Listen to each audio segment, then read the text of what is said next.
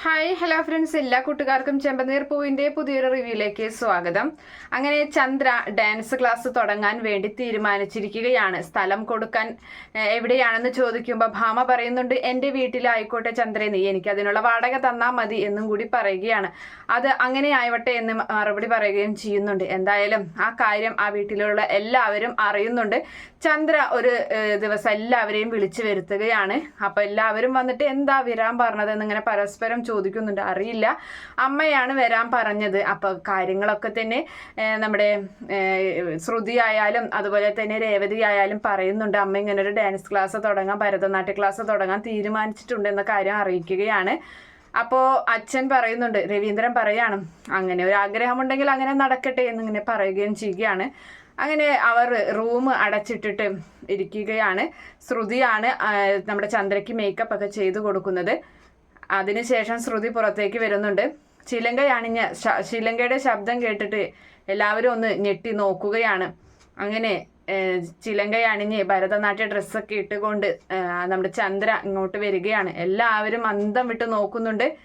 അതിനുശേഷം അവിടെ ഒരു ഭരതനാട്യം, ഒരു നൃത്തം ചെയ്യുകയാണ്. എല്ലാവരും ആകെ അങ്കലാപ്പാവുന്നുണ്ട്. എന്താ ഇത് എന്നുള്ള രീതി എല്ലാവരും നിൽക്കുകയാണ്. അതിനുശേഷമാണെങ്കിൽ എല്ലാവരുടെ സമ്മതപ്രകാരം ഭാമയുടെ വീട്ടിൽ ഈ ഒരു ഉദ്ഘാടന ചടങ്ങ് ചെയ്യാൻ വേണ്ടി തീരുമാനിക്കുന്നുണ്ട്. അതിന് വേണ്ട ഫ്ലെക്സും കാര്യങ്ങളൊക്കെ ചെയ്യുന്നുണ്ട്.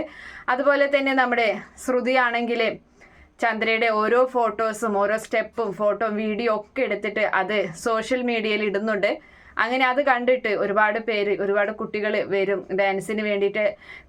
ഡാൻസ് കളിക്കാൻ വേണ്ടി സ്റ്റുഡൻസൊക്കെ ഒരുപാട് കിട്ടും എന്നൊക്കെ അങ്ങനെ ശ്രുതി പറയുന്നുണ്ട്. അപ്പോൾ ശ്രുതി ഒരുപാട് ഇഷ്ടമാണ്. എന്തായാലും ശ്രുതിയാണല്ലോ ഇങ്ങനെ ഒരു ഐഡിയ കൊടുത്തത്.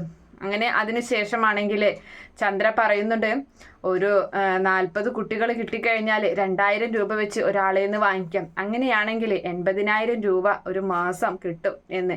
എനിക്ക് ഒരാളുടെ ചെലവും നോക്കേണ്ട ആവശ്യമില്ല. ആരും എന്നോട് വന്ന് പൂക്കാരിയുടെ വീടാണെന്നോ അല്ലെങ്കിൽ പൂ എടുത്തു കൊടുക്കാനൊന്നും എന്നോട് ഒരാളും പറയുകയുമില്ല എന്നിങ്ങനെയൊക്കെ അത് രേവതി കേൾക്കാൻ വേണ്ടിയിട്ടാണ് ചന്ദ്ര അങ്ങനെ പറയുന്നത്. അതിനുശേഷം ഉദ്ഘാടന ദിവസം എല്ലാവരും വന്നെത്തിയിരിക്കുകയാണ്. രേവതിയാണ് വിളക്കൊക്കെ റെഡിയാക്കി വെക്കുന്നതും എണ്ണ ഒഴിക്കുന്നതും 5 തിരിയിടുന്നതും ഒക്കെ രേവതിയാണ്.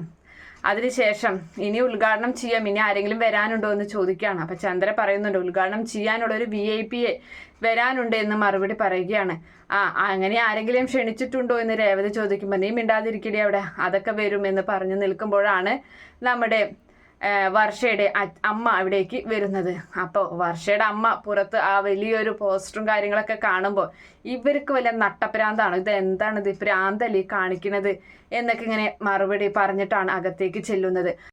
വർഷയുടെ അമ്മ അകത്തേക്ക് വരുമ്പോൾ ചന്ദ്ര ഭാമയോട് ആരതി എടുക്കാനൊക്കെ പറയുന്നുണ്ട്. അങ്ങനെ ആരതി ഒഴിഞ്ഞിട്ടൊക്കെയാണ് വർഷയുടെ അമ്മയെ അകത്തേക്ക് സ്വീകരിക്കുന്നത്. അത് നമ്മുടെ സച്ചിക്കും അതുപോലെ രവീന്ദ്രനൊന്നും വലിയ താല്പര്യമാകുന്നില്ല. കൂടെ നമ്മുടെ രേവതിയും നിൽക്കുന്നുണ്ട്. എന്തായാലും ഇനിയിപ്പോൾ ചടങ്ങുകളൊക്കെ നടത്താം. അപ്പോൾ ഉദ്ഘാടനം ചെയ്യുന്നത് നിങ്ങളാണെന്ന് പറയുമ്പോൾ, അയ്യോ ഞാനോ എന്ന് ചോദിക്കുകയാണ് ഇവളുടെ വർഷയുടെ അമ്മ. അപ്പോൾ അതെ, എൻ്റെ മോൻ്റെ കടയിൽ അത് ഉദ്ഘാടനം ചെയ്തത് നിങ്ങളാണല്ലോ. അപ്പോൾ ശ്രുതി പറയുന്നുണ്ട്, അതുപോലെ തന്നെ തിരികെ വരികയും ചെയ്തല്ലോ എന്ന് പറയുകയാണ്.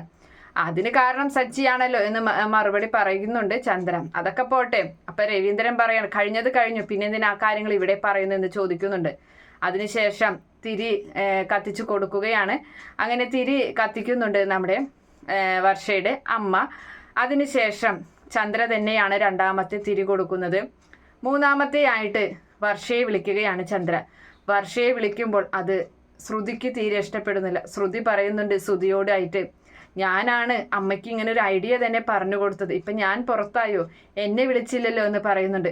നീ ഒന്ന് സമാധാനപ്പെടുക, അവസാന തിരിയെങ്കിലും നിന്നെ കൊണ്ട് കത്തിക്കാതിരിക്കില്ല എന്ന് ശ്രുതി മറുപടി പറയണം. അവസാന തിരിയോ എന്ന് ചോദിക്കുകയാണ് ശ്രുതി.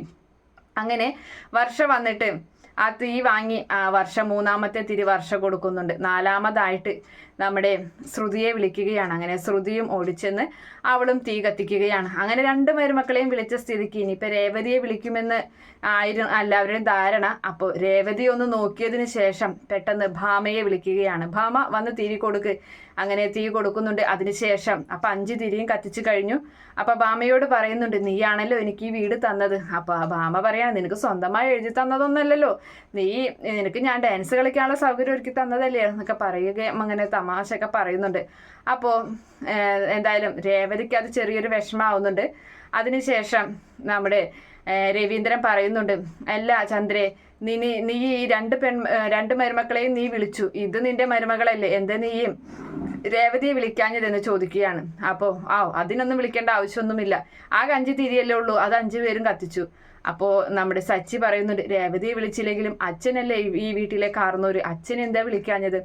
നിന്റെ അമ്മയുടെ ഓരോ കൂത്തല്ലേ, നിന്റെ അമ്മ വിചാരിക്കുന്ന പോലെയൊക്കെ നടക്കട്ടെ കാര്യങ്ങൾ, എനിക്കും അതിലൊന്നും ഒരു കുഴപ്പമില്ല എന്നിങ്ങനെ രവീന്ദ്രൻ മറുപടി പറയുന്നുണ്ട്. അങ്ങനെ അതിനുശേഷമാണെങ്കിൽ നമ്മുടെ സച്ചിയോടായിട്ട് രേവതി പറയാണ്, അതെ സച്ചിയേട്ടാ, ഇവരെല്ലാവരും തീ കൊടുത്തു എന്നല്ലേ ഉള്ളൂ, പക്ഷെ ആ വിളക്കിലെ എണ്ണയൊഴിച്ചതും 5 തിരിയിട്ടതും ഞാൻ തന്നെയാണ്. അപ്പോൾ അത് ഫസ്റ്റ് തന്നെ ഞാനാണല്ലോ അത് ചെയ്തത്. അപ്പോൾ എനിക്കിപ്പോൾ അതിനുള്ള അർഹതയെങ്കിലും ഉണ്ടായിരുന്നല്ലോ എന്നിങ്ങനെ പറയുമ്പോൾ ചന്ദ്രാകെ നാണം കെട്ട് പോവുകയാണ്.